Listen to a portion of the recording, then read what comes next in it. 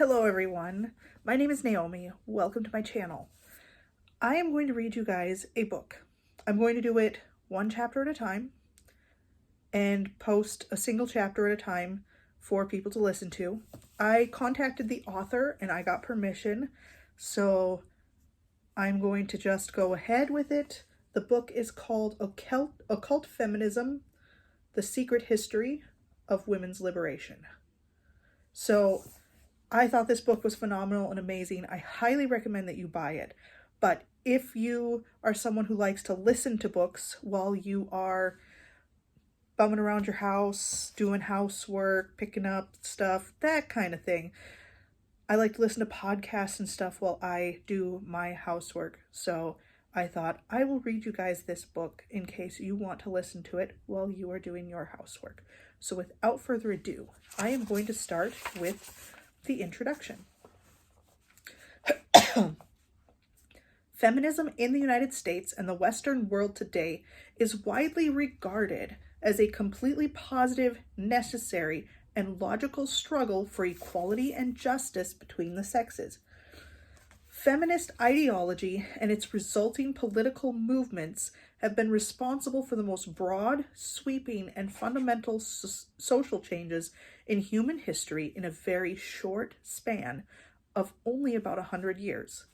It is astonishing to reflect upon the fact that the overall structure and organization of human families, governments, and society at large that were consistent across many thousands of years of civilization all around the world were completely dismantled in less than a century. It's a stunning and fascinating phenomenon when you stop to think about it. There is no other revolutionary social change that compares to the rise of modern feminism and the infinite impact it has had on the way people think, live, and organize society. Feminist ideology truly changed the framework of how human beings perceive themselves and each other. It has revolutionized everything about human life, redefining what it means to be a man, woman, mother, or father. It changed what comes to our minds when we think of leadership, authority, and power. Feminism has indeed transformed our reality in every aspect and dimension you can think of, from daily care of our homes and children to how we operate in the workplace or schools. You can see its influence so heavily in all aspects of pop culture and entertainment today that it's hard to see the infamous patriarchy without the use of a microscope. Girl power is everywhere. In popular music, the charts are consistently dominated by female singers and rappers whose central subject matter seems to be the power of female sexuality. In 2020, the charts were absolutely dominated by this theme, with stars like Cardi B, Megan Thee Stallion, Miley Cyrus, Lady Gaga, Doja Cat, Taylor Swift, Billie Eilish, and Ariana Grande, all of whom are self-proclaimed feminists with very strong messages of female empowerment and sexual liberation dominating their music. In fact, the top earning celebrity of 2020 was a young woman. According to Forbes magazine, Kylie Jenner made an estimated $590 million in 2020 alone, out-earning male pop stars and athletes by a significant margin with her mega brand, which includes a TV show and publicly traded cosmetics company. Kylie earned 3.5 times as much as runner-up Kanye West, who made $170 million. She is notorious for transforming her entire appearance through dozens of cosmetic surgeries, and her tremendous influence has made procedures such as lip injections and fat transfers popular even among middle-class American women.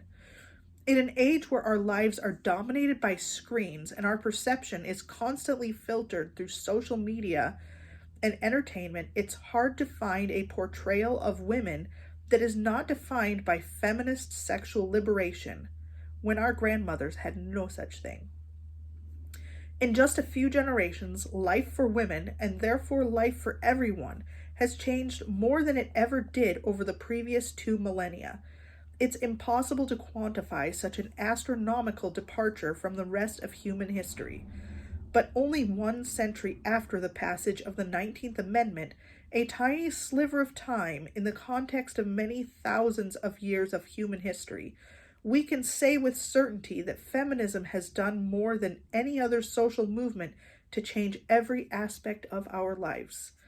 It is almost always simply assumed that these astronomical changes were good. To even question whether inverting the social order of human history in the blink of an eye was actually good for society or for women will result in angry accusations of misogyny and ignorance. It is taboo to ask whether feminism has made life better for women. It is simply assumed and insisted upon. To be skeptical of the inherent goodness of feminism is to hate women and wish for their abuse and enslavement. Just try being critical of any aspect of feminism in public or online, and you will be met with fury and outrage, with insults and accusations being hurled your way. This is especially true in academia, where women's studies and gender studies have seen a meteoric rise in popularity. According to the National Center for Education Statistics, the number of women's and gender studies degrees rose by more than 300% from 1990 to 2015. Among the academic elite, feminism is treated as sacred dogma, and to question the noble struggle for equality between the sexes is treated as heresy. This has alienated some second-wave feminists such as Camille Paglia, who said in an interview with Playboy magazine in 1995, "Feminism has betrayed women, alienated men and women, and replaced dialogue with political correctness." Even as a professor at the University of Arts in Philadelphia for over 3 decades, Paglia has often found herself shunned and scolded for criticizing feminism. This is precisely the kind of dogmatic, conformist thinking Paglia despises, and I feel a sense of camaraderie with her on this subject, since I have been the subject of hateful, nasty backlash over the years for daring to question feminism as the saving religion of womankind. The purpose of this book is to examine feminism and the changes of the last century and a half in Western culture, and America in particular, in an effort to assess whether these changes have been an overall net positive for women and society, and also to discover the true roots of the feminist movement. I began my research for this book thinking it would mostly be about the powerful elites who financed feminism in the West and their motivations for doing so, which this book absolutely does cover. But I was astonished by the underlying religious systems that were the true underpinning of the feminist revolution. I had no idea the extent to which esoteric religious beliefs motivated the early feminists, and as I went down a research rabbit hole for almost 2 years, I discovered this never changed. Like most people, I thought of feminism as primarily a political movement. I never would have guessed just how much feminism was truly a religious movement, and how deeply the beliefs of early feminists motivated the cause of women's liberation. Nor did I understand that feminism was not whatsoever an organic grassroots movement, which is always how it is described. In the course of writing this book, I have discovered that all political movements are actually spiritual battles at their foundation. Like most people, I assumed, due to a lifetime of feminist propaganda and programming, that feminism arose naturally out of women's dissatisfaction with their lives prior to the 19th Amendment. Not only is this not true at all, but the vast majority of women were against suffrage and the ideals of feminism altogether prior to feminist propaganda being taught in schools and universities, broadcast on TV, and spread through music and movies. Feminism was, in fact, very unpopular among most women in America and the West until the 1960s, as I will demonstrate later. So if feminism was not the result of women everywhere demanding liberation from their terribly unhappy and intolerable situation prior to women's lib, then how did it come about? If the average woman was not the main driver of the greatest social revolution in human history, how did such tremendous, sweeping changes prevail?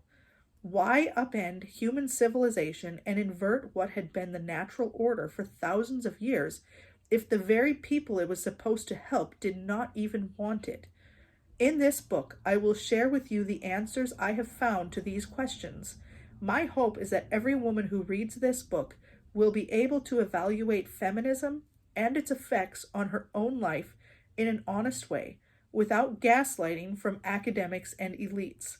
Women deserve to know the truth about the roots of feminism and the religious belief systems which gave birth to the greatest social revolution of all time, which was supposed to be in our honor and which we are told we must uphold for future generations, or else waste the sacrifice and struggle of the women who came before us. That is the end of the introduction.